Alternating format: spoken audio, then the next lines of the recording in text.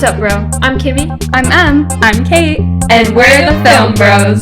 We may not be bros, but we're just as annoying. We're here to talk about all things film, the industry, and us. Lights, Camera, action.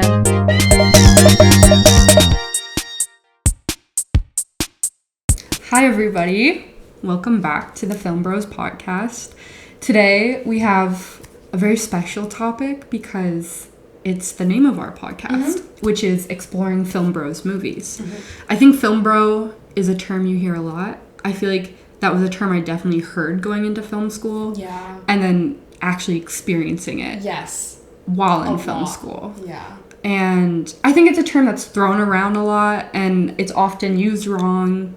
I think one way I see it used wrong a lot is people are like, just call someone a film bro if someone doesn't like the same movies they do. Yeah. And it's like, you must be a film bro. And it's like, no, I don't think that's what it is. Anyway, so that's what we're going to talk about today. Specifically, two very famous film bro movies. And kind of why they're called film bro movies. Yeah. Why they're so famous. Why men seem to be drawn to them. And yeah, so first, let's define what a film bro movie is. This is from Screencraft, so I didn't make up this definition. It is, quote, a film bro is someone identifying as a film nerd with shallow knowledge and limited singular taste when it comes to cinema. A film bro often considers themselves a cinephile, and they often use the term in everyday conversation, while having a singular preference for films overpopulated with toxic masculinity, gray morals, and some other key traits, which we will explore. Screencraft also listed like a bunch of movies, film bro movies, that maybe we'll talk about in the future. But just in case you're unfamiliar with the film bro term, maybe me mentioning some of these movies. Yeah. You'll see the pattern. So there's definitely a pattern. Yeah.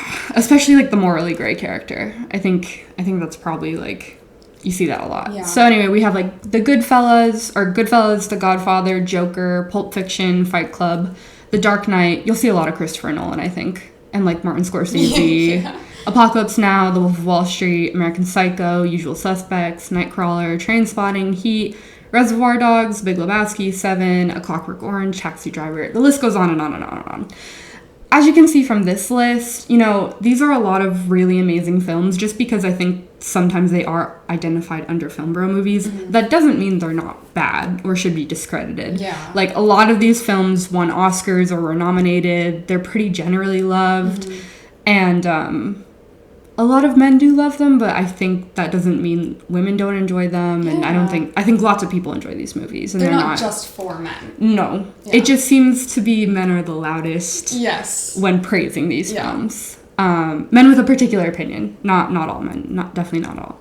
Anyway, we're going to be talking about two of these movies. And I feel like they're pretty big ones. Huge. Like the ones, I feel like. I think so too. Yeah. They both were like epics. Yes. Like 3-hour, lot of characters, epics. Yeah. We're gonna be talking about The Godfather, classic, which is I think is like the epitome of not just film bro movies, but like movies in general. Oh like, my god, yeah. And defined cinema for sure. Yeah. And we're also gonna be talking about Heat, which is one that I hadn't seen. Me either. Well, I'd seen neither. So that's right. Yeah. So you have like a super fresh opinion, yeah. But Heat was one where like I definitely wanted to talk about it because it's one I often see on Letterboxd and Twitter, in just like people are always talking about this film. Yeah. And I realized I had never seen it, and then we were gonna do this, and I was like, I feel like this is the opportunity to finally understand. Yeah. And so that's what we're going to be talking about. And we will be mentioning spoilers. Heavy spoilers. A lot. Heavy. So if you want to listen with us, I recommend watching both films. Or just agree to be spoiled and listen to us, Yeah. Or do that. Whatever you feel like. Whatever floats your boat. Exactly. Okay. Yeah, so starting off with The Godfather, because it came out first, maybe... I'm sure you could draw a lot of inspiration from Heat to The Godfather. I mean, you can draw inspiration from, like, almost every film to The Godfather. But definitely. The Godfather came out in 1972, directed by Francis Ford Coppola, icon. It was adapted from the novel of the same name, written by Mario Puzo, who he also wrote the screenplay, along with Francis Ford Coppola. And it kind of created like mafia stereotypes, and so many movies and shows have been inspired by the stereotypes created, the like archetypes, those kind of like, you know, that kind of masculine mafia guy. So like so much of what we know now comes from this film. It also inspired a new era of Italian American stories, and kind of like defined the Italian American family for generations. Like I think it's the way it portrays Italian American families is still like prevalent to this day, and that was kind of like the result of The Godfather and for bringing more attention to Italian American stories. Notably the breakout role for Al Pacino, which I think also, just to touch on something that we talk about a lot, goes to show what happens when you cast someone who's unknown. Yes. And yes. I know that it was during the time that they were looking at like famous actors of the day, and Francis Ford Coppola didn't want any of them. Like he was adamant. Which I think was like completely the right decision. It's a great decision. Unknowns. Yes. Yeah, which is something that we champion all the time. Yes, but this is a great example of it's also too like giving yourself over to a director's vision and like kind of letting them get their way. It does get you far. Like it gave us The Godfather. Yeah. And imagine what more it can give us if we just like let creative people create. Yeah. So yeah, that's kind of all I have for an introduction. That was beautiful. Yeah. I say let's get into it for Yeah. The Godfather.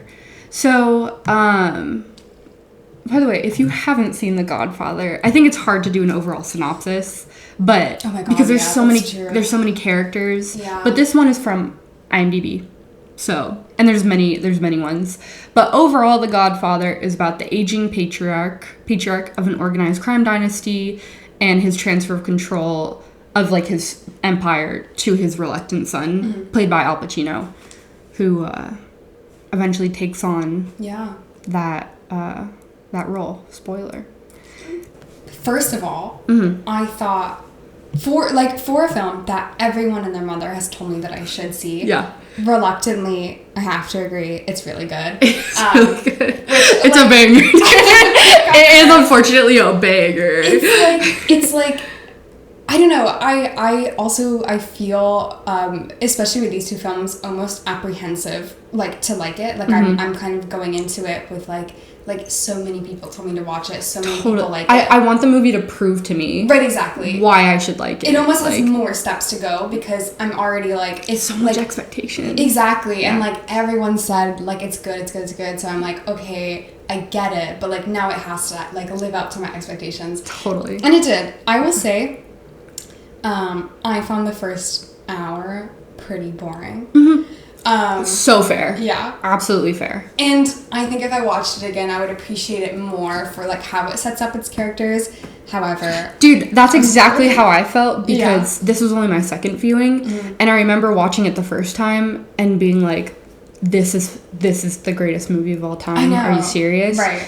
And then rewatching it, it was like I felt like I could really sit in the wedding a little bit more, and you're like, oh, I recognize all these characters, like there's just like all these little things that they all do in that wedding scene that you're like, oh, that actually makes sense, because it's like it really does such a beautiful job of being like, first of all, like you said, like really introducing us to the culture and of like the Italian family, and it's like so warm and welcoming, and and of course it's so interesting the way it's juxtaposed to when he's in his office and he's doing his Godfather business, and then you meet all the relatives, and then Michael comes. Like it really is, but it's a long scene. It's quite elaborate. Which is not to say that it was bad. It was just I found it like when people are like, yeah, it's 3 hours, but it goes by fast. Like that first hour felt like 2 hours to me. Yeah. And then it like really started to like find that rhythm, and I was like, okay, like I really see where we're going with this. Totally. And also like I think even just watching it to see like Marlon Brando's performance, like I could have watched 3 hours of just him saying whatever the hell he was saying, because like you can't understand half the words, but him just like going like scratching his like you're just so like good. I get it. He's like I get phenomenal. Yeah, that was like the first note I wrote, was that Marlon Brando is amazing. My second note that I wrote is portrayal of women bad, which a little bit. I don't know that it's like intentionally like writing women out of the narrative, but it's just like because there are like what, 2 women that you really talk to. Yeah. Maybe 3. It's like It's so hard to look at these older films and, you know, really appreciate them for what they are, and then also being like, man, like it is kind of like, it's a little offensive. It's like yeah. it is such a great film and everything, but it's like, I don't know, the women, and I feel this way about Heat too when we talk about that, like it's like the Manic Pixie Dream Girl thing. It's like they are all very much solely defined by who they're with. Yes. Or what specifically like Al Pacino's character, like what his intentions are with like Apollina, the girl in Sicily, and then with Kay. Right. And that's why I think The Godfather 2 is really interesting, because I think Kay takes on more of a role. That's like I think they really know how to use her better, and I think you start to see that at the last shot of The Godfather. I think it's so fascinating that this huge epic movie about Michael Corleone and the Corleone family ends with Kay. I think that's really indicative of what Francis Ford Coppola was saying about who Michael is. Yeah. But I think he learned that he's most interesting from Kay's eyes. And I think you see that in The Godfather Part 2. That's much more. interesting. Is like, yeah. oh, you understand him more as a character and his transformation, but through Kay. Her. Yeah. So, but I still don't think that makes up for it doesn't. her portrayal or the sister. The sister. It's like So what sad. you're saying about it being almost like offensive. Like, I think to watch 3 hours of Al Pacino like going through this crazy arc, to like know the depths of his character, and to even like Marlon Brando's character, like to see him go through so much that he goes through. Yes. And in 3 hours, these women go through like kind of nothing. Like Kay goes from loving him to ending up still being with him. Yeah. Even though there's like that gap in the middle. And same with the sister. She's like, and we see her get married and she's happy initially, but like as soon as we find out that she's being abused, she's kind of just always being abused. Yeah. Like until he dies. Totally. But like throughout the film, she's just still a victim. And like I think that's also where it same with comes from. Apollina, where it's like she has hardly any lines. Besides like driving a car. Besides driving a car. And while I do think her and Michael's chemistry is like clearly I think she was the perfect pick for that role. Yeah. But it's like, man, they really don't give her much, and then she dies. And then I think it's an interesting choice to not see Michael's grieving for her, and it's immediately cut to... He's right back to Kay. And it's like, I don't know, I thought that was interesting, because then it was kind of like, what was the point? I know, I think that too. And that's when I wrote down that Al Pacino is not hot enough to be pulling that kind of shit. Because, your wife just died, and now you're high-talented back to your ex-girlfriend who's like, how long has it been? Like I think it's like 3 years, dude. Right, you don't really know, but you know that a long time has passed, and she's still available. And what I find interesting too is when she sees him again, she's like, I've been writing you and trying to talk to you, and I'm curious why she's doing that. What is going on in her life to be like, I gotta talk to this mob boss's son. You know? Was she so in love? Yes. But he treated her so poorly. For sure. She's still in love. For sure. I think it's... he literally left her for Italy. Her. And he didn't tell her where he was going, how long he'd be gone. Yeah, and she's still trying to get in contact with him. I guess that must be true love, but because we don't see him love basically any other person in that same intensity, it feels like it almost is disrespectful to her. Absolutely. To be like, well, all you know is loving men, so therefore that's what you're going to do the whole movie. Totally. And it's going to be to this guy who doesn't And- really love you enough in And return. like, I hate hearing the excuse of like, well, I don't think you should be that offended because like that, like it was the time, you know, it was of the time. And it's like, he was released in 1995 and the women Not don't have much much has more to changed. do. Yeah. Yeah.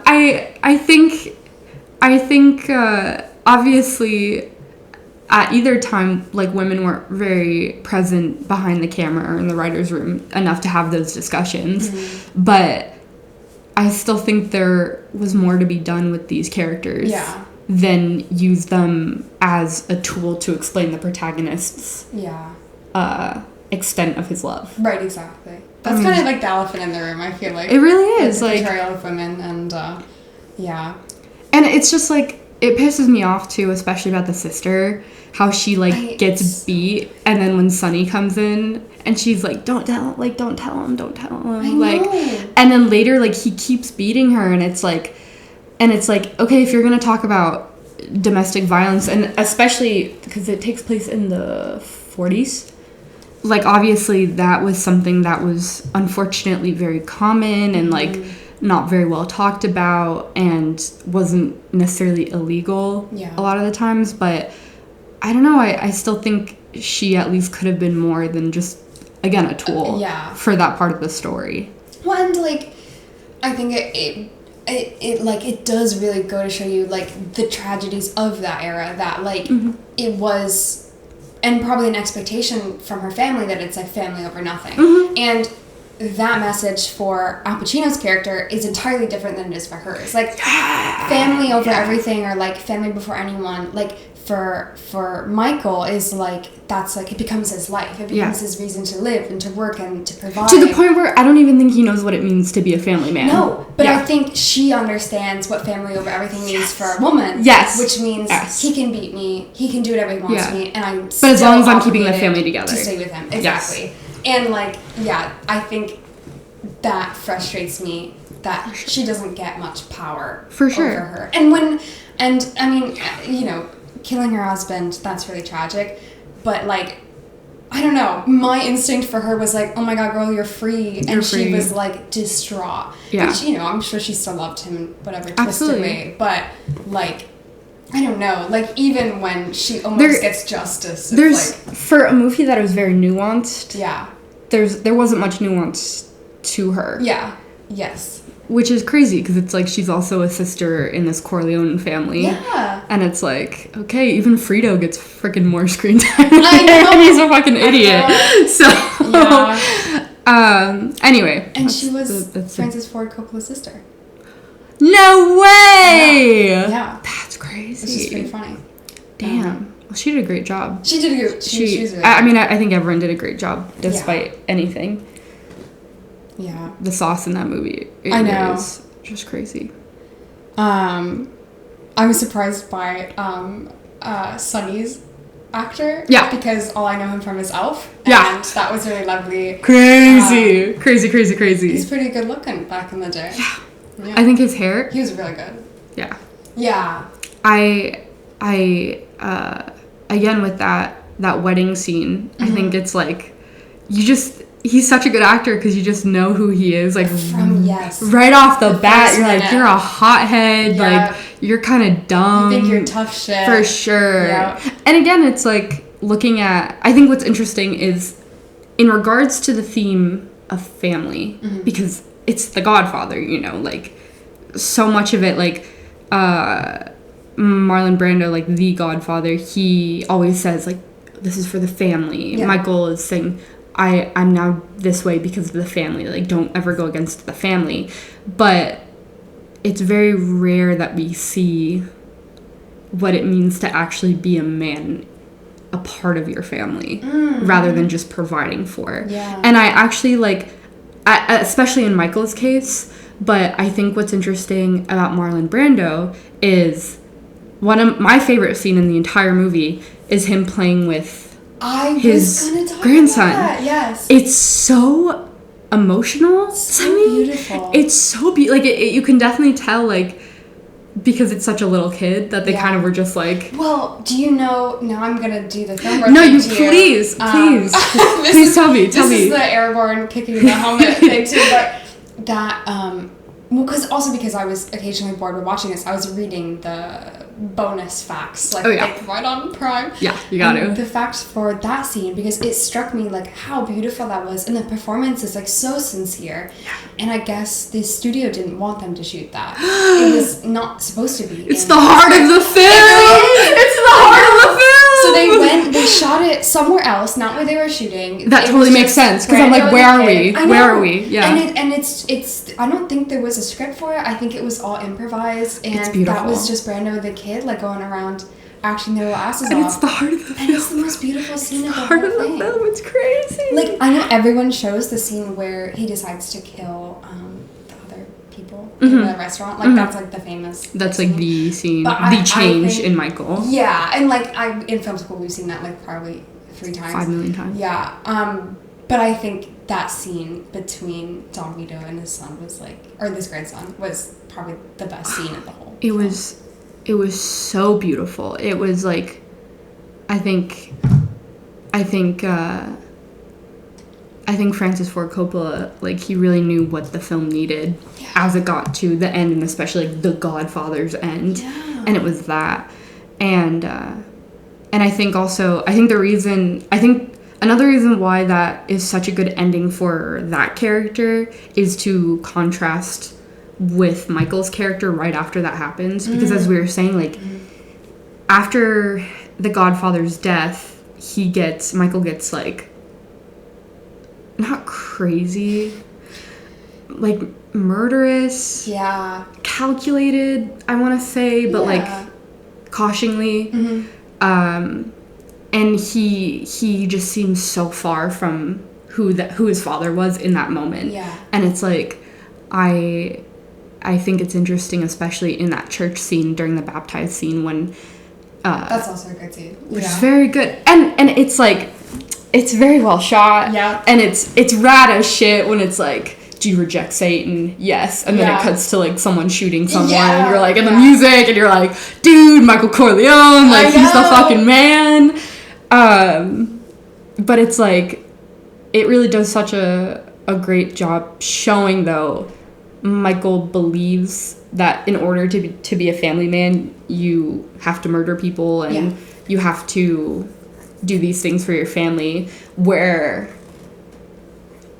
the actual, or I think there's not any right interpretation, but at least my interpretation was that it was showing Michael's pride and desire for power, rather than quote unquote protecting his family, or wanting to provide for his family, as much as he says he does. Right. It's like the Breaking Bad thing, Walter White, where like. Well, Breaking Bad, oh, dude, it's so good. It's so long too, but it's so worth it. But it's like, that's kind of like a film bro show. That is the film bro show. But it's like, it's very similar, and like, we have a morally great character, and what's interesting about Walter White is, for so much of the show, he's like, I'm cooking meth for my family. Yeah, you know, true. Okay, like, I see what you mean. I'm cooking meth, I'm breaking the law, I'm killing people, but it's to for sure, it's to provide for my family. Yeah. And it's like, dude, it's for your pride. Like, come on, bro. Right. Like, what are we doing here? Yeah. Like, and it's the same thing with Michael, and it's the same thing in Heat. Mm-hmm. It's very similar. Which is a good segue. Yeah. To Heat. To Heat. So, let's talk about Heat.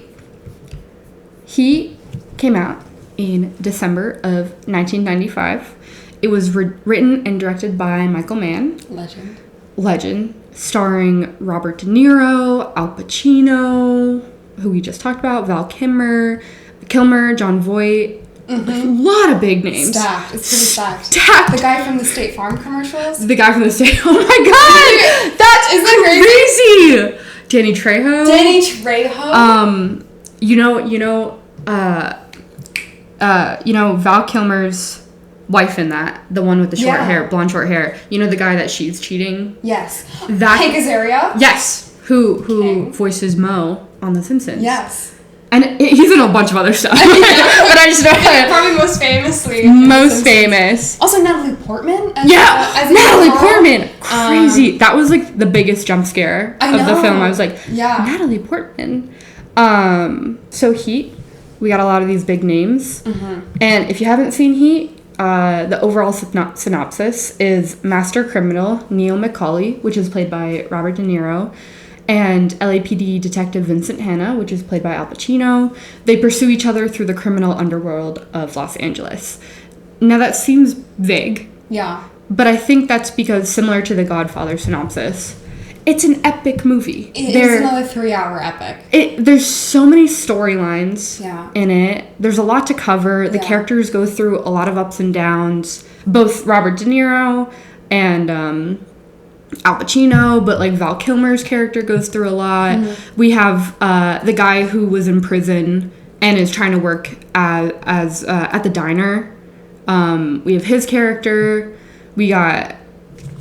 There's like the Natalie Portman side plot. Like there's the member of their crew who left in the beginning who was killing prostitutes apparently. Yeah. Like he becomes a serial killer. For sure. And you're like, that's crazy. Yeah. So that was nuts. It's a big chonky movie like The Godfather, but I think very similarly revered. Yes. It's a beautiful film. Very well shot. It's very well shot. And I think what's interesting about it is a lot of films portray LA as very desert-y, and we see a lot of browns. Yeah. But what I thought was very beautiful about Heat was there was so much blue. Like there was so much blue, that's dude. the Michael Mann in it. That's the Hunter Blue. That's true. Collateral is like the same like that. Yeah. I think he's got a genius way of showing LA. For sure. I don't think this is the most beautiful city in the world, but when I'm watching a You're Michael Mann movie, I'm like, I get it. I love it. Like I get this it. This is dude. my city. And so I think Heat is a quote-unquote film bro movie revered by bros everywhere. Very much so. Because I think it has a lot of these elements that we just talked about in The Godfather, where we have these two main characters. We have Robert De Niro's character and Al Pacino's character. And despite one being the criminal and one being the detective, neither are good nor bad. Yeah. Like, they have lots of layers. They have these mantras that they live by. Oh my god. And do you have it written? I wrote down. Can you give us a dramatic reading? So can you do the Robert De Niro impression? I can't do the Robert De Niro impression. I think you should just try one. Okay, wait. So he's like come on. He goes like with the goatee. He's like, don't let yourself. I can't do it. I can't do it. I'll just say it. Yeah. Don't let yourself get attached to anything you are not willing to walk out on in 30 seconds flat if you feel the heat around the corner. Yeah, that's a bar. And they say it multiple times. Lots of times. So in case you missed it the first time they say it. They say it a few more times. So, and I think both characters have mantras. So that's Robert De Niro's character mantra. Oh, yeah. And Al Pacino's character mantra, this is when he's talking to his wife, soon-to-be ex-wife. And you know, their big plot in the movie, their big chemistry thing is he's a detective and he spends too much time in the office and he's closed off. He doesn't talk about what he does. And she wants him to be more present in the relationship. She wants him to open up to her. Absolutely. And in response to that, Al Pacino says, I gotta hold on to my angst. I preserve it because I need it. It keeps me sharp on the edge where I gotta be. And he snaps after. Yeah. He's always snapping. Where I gotta be. Yeah. So, to preface, I'm not dogging on these lines. These are very well written. And like I said, they're these characters' mantras. And I think it's hard to find such well written mantras for characters. Yeah. That says everything you need to know about them. Yeah.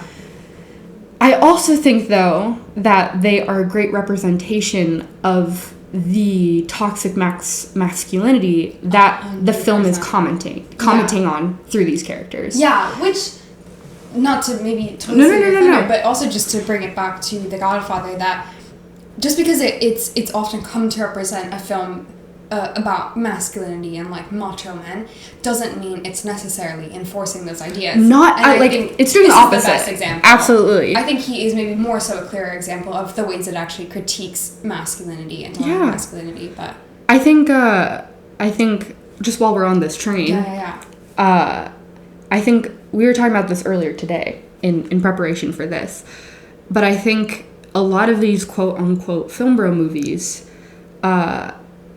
really make toxic masculinity visually look very enticing. Yeah. You know, very enticing. Cool. It looks sick, bro. Like, Yeah. I want to wear a suit and speak Italian. Yeah. Or like, you know, I want to be in the criminal underworld. Yeah. And like, it's blue outside. And like, you know what I mean? Like, I want to get coffee at a diner and talk to my mortal enemy. Talk about the dreams that we've been For having. sure. Yeah. Like, I think it's like, it's rad, you know? Yeah. And it looks... It's like seductive. It's totally... And it's filmed so well. It's Yeah. acted so well. So, of course, it's seductive. Like you said, it's seductive. However, I think why these films are so great is that they have a lot of nuance to them. Yeah. And while visually it looks fucking rad to be like that, in both stories, all the characters, the main characters, Michael in The Godfather, and then Robert De Niro and Al Pacino's characters in Heat, their downfall is because of their toxic masculinity. 100%. Which means I don't think the film is necessarily enforcing those. In fact, it's showing why men shouldn't do that. I think he is the perfect example of that, especially like you said, in the mantra of it, in like Robert De Niro always saying, you know, he's like, that's the lifestyle, that's the dedication, to be able to like pack up and go if you feel the heat around the corner. You feel the heat, which is like, you know, so awesome. It makes you feel like someone cares about me. Someone's always after me. Yeah, exactly. Like I'm always subversing expectations. Right, yeah, because like, I'm just gonna like pack up and go. Totally. Because I'm putting myself first. Totally. But you get the perfect scene that shows you the exact downfall of that ideology in the end, when he can either get into the car with this woman that he's about to run away with, or he can run from Al Pacino. And he runs. And honestly, it's so well done, because if he got in the car, he could have driven away, like, which also, like, flawed logic. Hello, like, get your ass in the car. It goes faster than a man on legs. For sure. But he's like, he knows that he needs to leave this woman because that's who he is. Yeah. Like, that's what he preaches. And he leaves her, and then he gets shot and he dies. Which, again, I think it's Michael Mann being like, hey, while this looks rad on the surface, it's not. It's detrimental to your health, to your life, to your relationships. It's lonely. Even Al Pacino, who starts off in a seemingly very happy marriage, I mean, it ruins it for him too. Like, even like his whole idea of like, you need to keep it all inside and not open himself up to anybody else, and to like share what he goes through with again, like, the person that he loves. Like, that is his own undoing. Like, she kind of takes the steps to like ruin the relationship, but she does so because she feels like she's not a part of his life. Yeah, and he doesn't want to make her one. Yeah, and it's showing you like these are the perfect examples of like these two kind of really the same idea of like toxic masculinity in two different downfalls of a character. I would also argue too that like we said, I think the women in this film have definitely more to do than The Godfather. I wouldn't go to the lengths of saying they have their own like full arcs and everything like that. But I think what's a character that's particularly interesting is Natalie Portman's character, because I think her suicide attempt, I think, which obviously we don't, like, you kind of get a sense of why she did that, and her own absent father, like, we assume is a huge part of that. And I think that was Michael Mann, like, in her character, showing what happens when you are absent in your family's life. And that was kind of my take on it. And it's like Al Pacino was possibly redeeming himself a little by being her, like, that father figure to her in the end.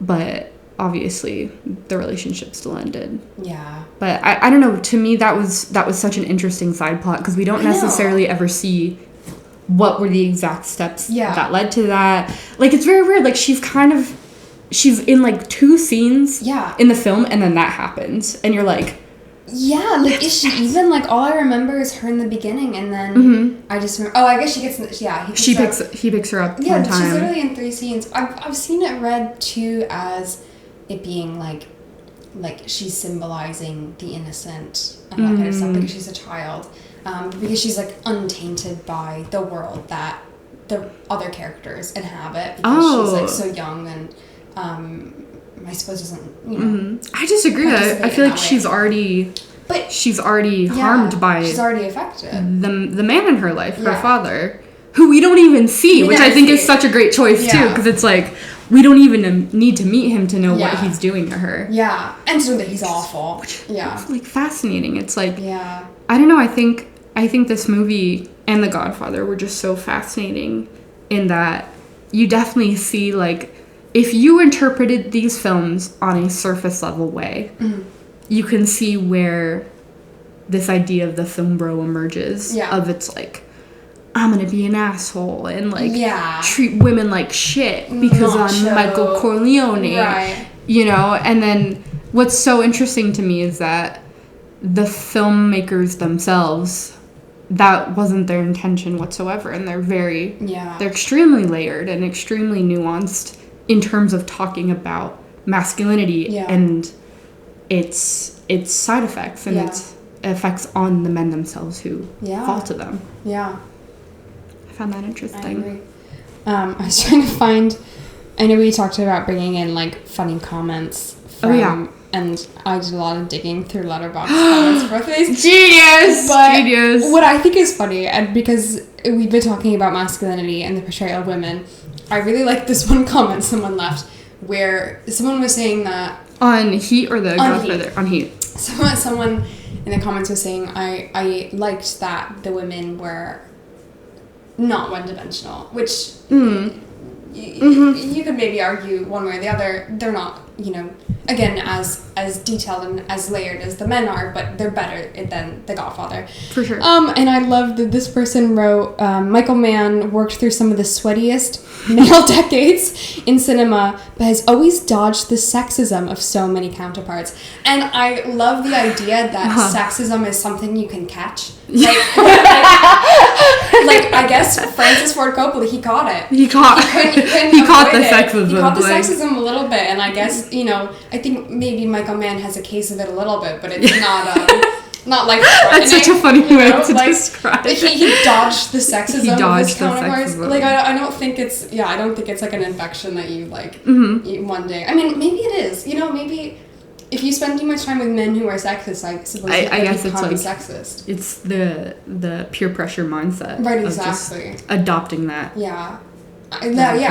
Because if women are inferior and you're seeing your male friends feel superior over women, then, you know, who wouldn't want to feel superior? For sure. But not Michael Mann. He did not catch the sexism. And proud of him.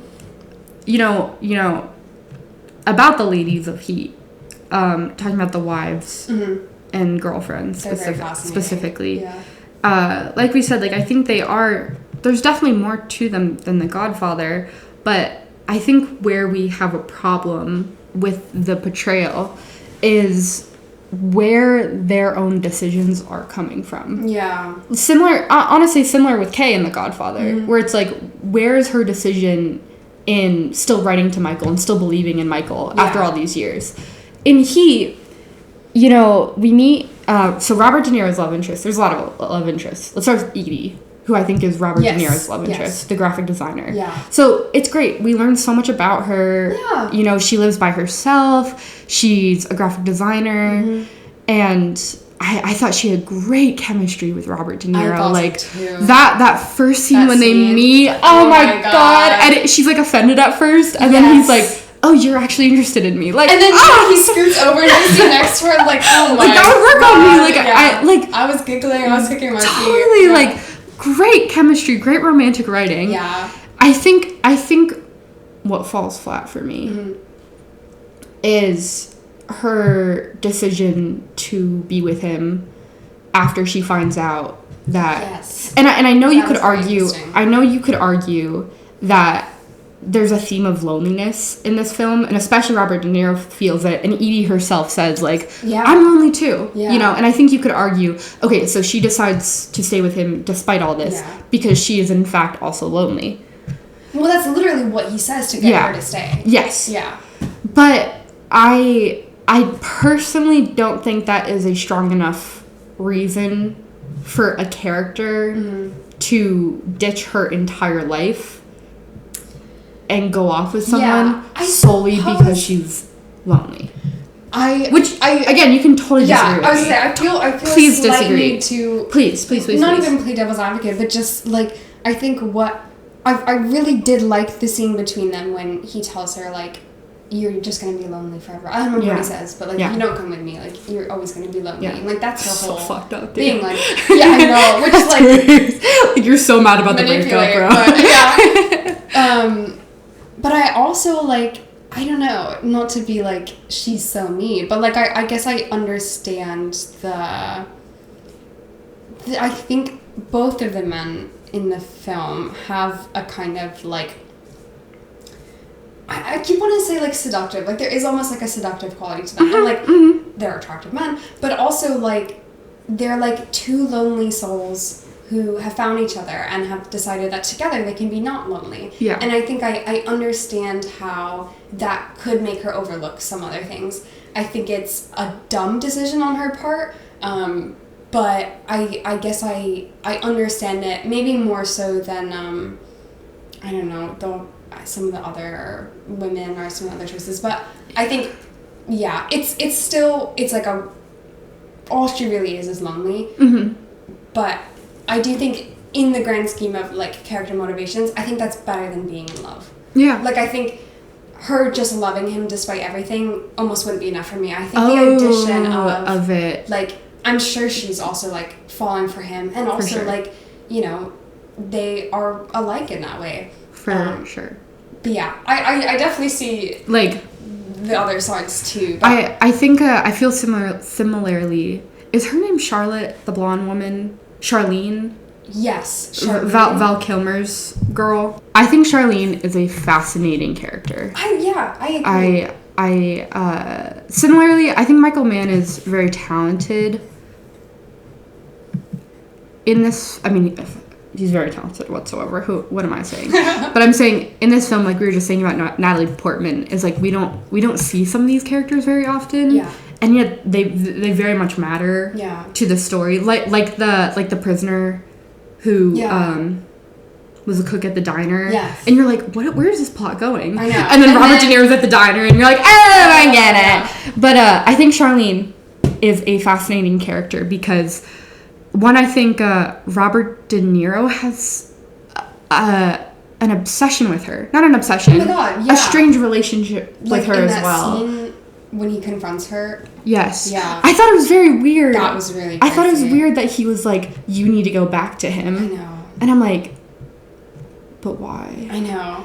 Is this just to demonstrate Robert De Niro, his character, his influence over people? Like, I think yes. And also because the scene right before is him talking to Val Kilmer and Val Kilmer saying, what does he say? My life rises and sets with her or something like that. Yes.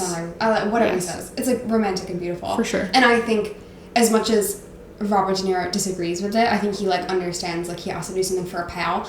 I absolutely disagree with the way in which he confronts her because it's so violent. It's so inappropriate. It's so inappropriate. It's also like I was scared for her. I was like, what is he gonna do to her right now? Totally. And can I just say, while we're on that Val Kilmer line, I think again there's something about this vague idea of family and being a husband but not actually being a husband that that you see in a lot of these films where it's like and I think it's the same with Robert De Niro's character. I think it's the same with Al Pacino's character. It's like they really love the idea of being with someone and having an exchange of love. Yeah. But I think for sure. Yeah. But I think when it comes to making compromises in their own life, they get confused when their partner is mad at them. Yeah. And it's like I know. It's like like what about this compromise? Right. Is so hard for you. Like it's so devastating to you that you feel the need to blow up a relationship. Well, yes, I think again, because like the sequence of scenes is really interesting. Like when we first meet Charlene. Charlene. It starts off really sweet. They're like talking about money together. It seems very healthy, and then he gets mad like that, and then he's throwing things, and like that's like he's a violent man, and perhaps we don't see him being violent towards her. Yeah, that doesn't mean that he's not capable of extending that violence onto her, the son. Like throwing things at the wall is not a good sign that someone has their emotions under control. No. But then, like in the next scene that you see him in, he's saying how much he loves her. And then it's Robert De Niro confronting her about it. So, like, in my mind, again, like, I'm like, I understand her. Like, she's married to a scary man, and she's got this, like, side boo, who, maybe brings her joy. Yeah. Not that I condone cheating. Yeah. However, her situation is crazy. But then, it's like, when he's not with her, he has this idea of what he is to her and like what they are together and their family dynamic. The idea of my loving wife, my wonderful, beautiful son, and all this stuff. And then he's with her, and he's an asshole. Yeah. And then like she's still. And then he's like mad why she's cheating on him. And again, not condoning cheating, but it's like you don't see the steps that have led to here. It's a lack of self-awareness, really. Yeah. For sure. Yeah. And I think it's funny because I think Al Pacino is like the only character that actually realizes who he is, like after he brings Natalie Portman to the hospital, and then him and his now ex-wife are talking to each other, and it's just like that scene is so fascinating to watch because it's like he's finally accepting like I'm not meant to be a husband. Yeah, he's lived it. The idea is not enough. Yeah. And I think that's a bad pressure to put on someone that I can't fulfill. I also think he's like had to confront his idea versus the actual reality of it. And then I'm sure his idea of like his marriage and his relationship to his wife would be, I don't tell her anything and she supports me. And like we still have a loving relationship even though I never open up to her about what I'm feeling. Yes. And the reality is that she needs him to open up because who doesn't? Yeah. And he can't accept that. Yeah. And that's when, like, his idea, his, like, concept, his, like, wonderful, perfect, happy world in his brain, like, it's not reality. And, like, yet being like that is so romanticized. Yeah. It's like, I don't know, it's fascinating. I think that's why we're so in love with that scene of Marlon Brando and this kid, because it's like, oh my God, we have this male authority figure that's actually being a grandfather, being a grandpa, sweet. So sweet. Like you're just playing with your grandkid. Like I think that's what you're aching for all these characters is to actually, understand what are the subtleties of being a parent or a loving parent or a grandparent or a brother or a sister too. And for some reason the opposite or not for some reason, we were talking about it, like for the other side is just visually very stimulating and cool. Yeah. And which is sad because I think Marlon Brando's scene is very cute. And I'm it's like, so I think that is romanticized well, too. I feel like unfortunately, sorry, I'm trying to find another review I saw online. No, please. Relating to masculinity and such. So this is something a review written about The Godfather, and this is something that may be a good segue into like thoughts I've been having about relating to this conversation of toxic masculinity and its portrayal and all that stuff. Is that there was a 1-star review on The Godfather, and it had 140 comments under it, and I was like doom scrolling through these comments. And it was a dark place, honestly. But what I found really interesting is that someone was like, they didn't relate to the movie. And they were like, I didn't relate to any of the characters, so I found it boring. Yeah. And I think, and someone else said, what did they say? I don't think you need to be the head of a mafia to relate to Michael, who gradually goes down a dark path due to his toxic masculinity. I think at its core, it is a film about a man's ego and thirst for power, ends up hurting those he so desperately wants to protect.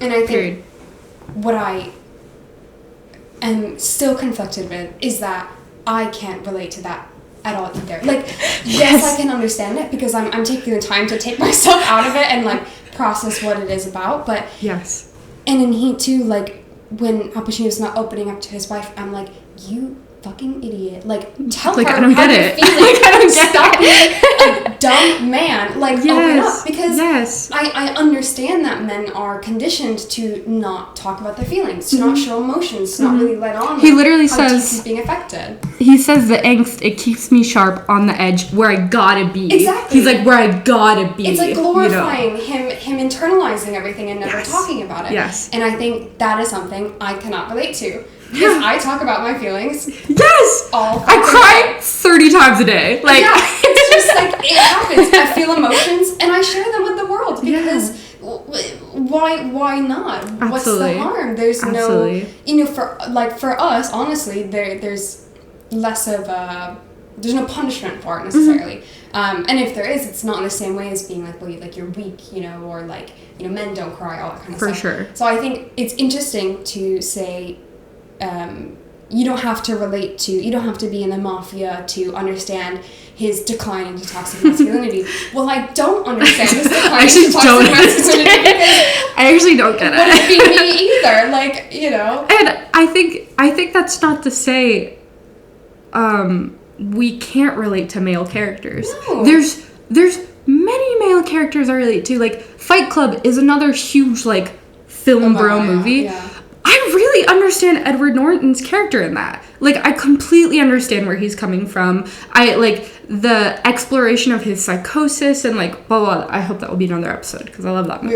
Yeah. But, like, that's a character I could relate to, Like, even something like Nightcrawler. Have you seen that? I've With Jake seen that, Gyllenhaal. yeah. Not that I would go and pose dead bodies, No. but, like, I'm saying this thirst to The be ambition. different. The Yes, ambition. yes. That I understand. Yes. Like, I think there are things when it comes to this that I don't understand, and I think that should be an okay expectation for viewers to have. Yes. And I think this is where it comes to when we talk about film bros. And like you said, like, it's a scary place in those comments. It's really alarming. I think men, not all, like, believe me, not all men, but I think the film bro man that we're specifically talking about, they get very defensive about the way masculinity is portrayed in these movies. Because like we were saying, I think they wouldn't admit it, but I think they are very much only interpreting it on the surface level. I think that's something too that I've come to realize, and especially reading the comments, because someone spent a very long time writing a very long 1-star review of The Godfather. Yeah. Like, I mean, it's not so detailed that they point out every aspect that they disliked, but a lot of reviews, when you give it 1 star, it is kind of like a critique of like, I didn't like this aspect, I didn't like this aspect, and people in the comments just go like, well, you're stupid. Like, that's literally the response. It's like, you just didn't understand it, but they can't actually address what you're supposed to be taking away. And some people are like, who is saying this is what I related to, the toxic, the decline, the ego, all that stuff. And that's great. That means you got it on some level. You were reading into it. Awesome. And that's wonderful. That's what you should be doing. But if your comeback for someone not liking The Godfather is you just didn't get it, I don't think you got it either. If you can't tell me those specific things that you liked, what it's done for cinema, like the cinematography, the acting, the storytelling, anything, if your comeback is just to be defensive, I don't think that you've really interpreted it either. And it's like, to throw it back in their court a little bit, like, I think about like, I don't know if like film girl really exists yet, but I'm saying like popular feminist movies. Yeah. Like, I think Barbie was like a big start to this conversation of like, whoa, movies led by women that have like a real women authority to it, and men necessarily don't understand it. In the same vein, I would not expect a lot of men to understand Lady Bird, for example. That's a very specific and niche experience. I think it's fine if people leave a 1-star review on that film. Especially with Lady Bird, because I think you could watch that and be like, this was boring, I don't get it, the structure is weird. There's always and something. It's like, I feel that way also about The Godfather. Like we said, it's a little boring. The structure's a little weird. It can be kind of slow. I didn't relate to it. But, like, I can still recognize it as being a very well-crafted film. Just as I can watch Lady Bird and being like, I think this is a great film, and also it's special to me because I relate to it. Yes. You know, I think The Godfather is a movie, and Heat, to wrap it up. I think these are films that aren't, like, special to me. I wouldn't die on a hill defending these movies. But I think they are great works of art that actually do critique toxic masculinity. I think so too. In a very nuanced way that I think a lot of people have misinterpreted. Yeah. That's my opinion. For my, like, final thought, I think the biggest thing that I've taken away too, and even from our conversation about labeling them as film bro films and seeing people's comments and all that, but I think that there's an impulse for something like The Godfather or like Heat to say that's a perfect movie, and I think as soon as you start saying that about a film, you lose any meaningful conversation. And I think The Godfather is not a perfect movie, and I think Heat is not a perfect movie, as wonderful as they are.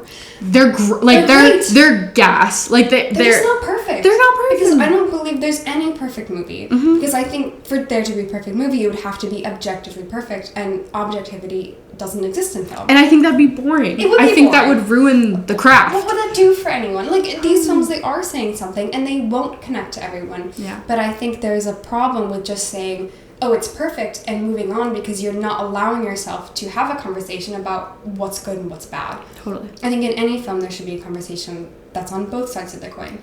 And that I think it's also just a good practice, if The Godfather is your favorite movie, to say, well, what is it not doing well? And if you can't think of anything, you know... I have a lot of movies that I love that I know fail in a lot of ways. Yes, and I'm sure there's mistakes in everything, that we make, and there's things that could have been done differently that would have changed some aspect of it to maybe make it better. For sure. But I think it's the thing with the film films is that it feels almost like a bandwagon, in that people jump on saying, well, this is perfect and this is like peak cinema, and then suddenly there's nothing wrong with it, and as soon as you try to say that's not my experience, or I didn't relate to it, or I dislike this aspect, there's this rush of anger that comes with that. But art is subjective. Life is subjective. The Godfather and Heat are very subjective, and they should be. I think it's interesting if you feel anger towards someone who bashes on The Godfather.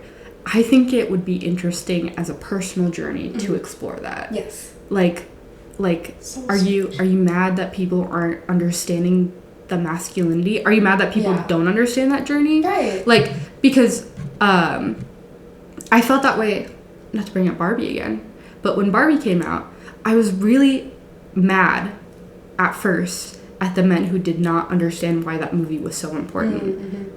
And it really upset me. It was like, you didn't even watch it. You're a misogynist. Like, you're a hater. Yeah. And it's like, okay, we don't have to make films for everyone. Yeah. You don't have to understand everything about a film. But I think it's good to at least give it a chance. And to possibly try to understand the nuances.